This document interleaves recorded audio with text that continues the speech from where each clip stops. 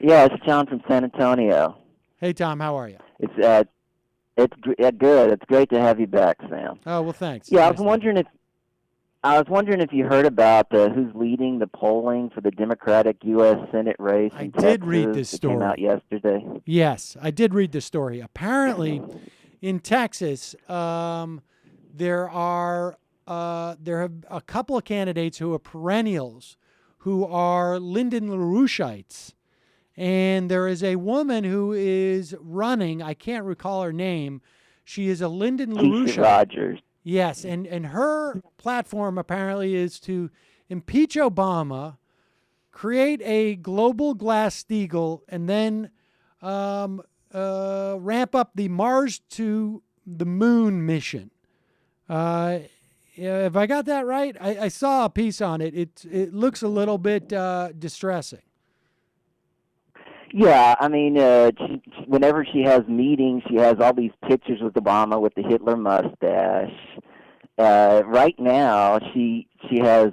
I mean, what the good thing about the poll is 75% of the people are still undecided. Nobody knows these people because no frontline candidates ran, against Cornyn.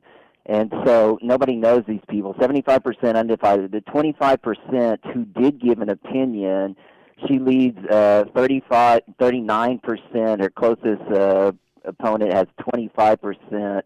35% of likely voters, she leads to 28% for the nearest candidate.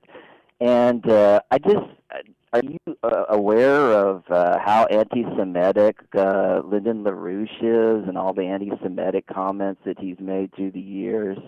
I mean, I have a vague awareness of the LaRoucheites. I mean, occasionally I'll see them at a table talking about stuff, and we'll engage just to find out. But no, they're a bunch of nut jobs. I mean, there's They're really incredibly anti-Semitic. and I mean, I've read a little bit about that group. Yeah, and I will say this about that poll. It was an internet poll, so I don't know how it's hard to know the how much of a picture. And there's a lot for some reason there's a huge absence of polling in Texas on some of these races. But yeah, this is problematic. But look, I mean, I would imagine the Democratic Party in Texas is disavowing this candidate. I mean, people can run basically as they want to, and if you run enough, you're going to get some type of name recognition, I guess. But it's a pretty sorry state, yeah.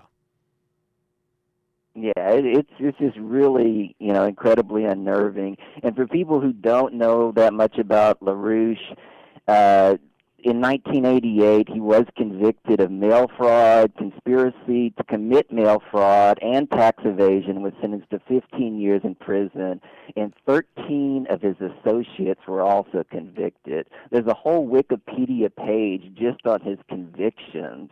I mean, he is a cult figure. He's a conspiracy theorist, and it's pretty disturbing to see that this lady is leading. I mean, it's just the things he said, and she's also made comments about Jewish conspiracy theories, London banking interest, and it's just pathetic, that she's actually leading this poll. And I understand your point. Yeah. I don't think she'll win. I don't even think she'll be in the runoff. But if she is, she really needs to be exposed more for her views, because the more she's exposed, the more people are going to reject her. Definitely. I mean, I think it's, I think in the piece I saw, there was also a guy named Gene Kelly who would run. And the way that he would run is because he sort of led people to believe that he was the other Gene Kelly for a long time in Texas. And I mean, I think as she gets exposure, I'm not terribly concerned, but it is a little bit disturbing. One hopes that it's not based upon her stated positions. But I think if you're going to do the global Glass-Steagall, there's no reason to not include Mars and the Moon in that as well. I mean, if you're already headed there, I don't know why you wouldn't. But I appreciate the phone call.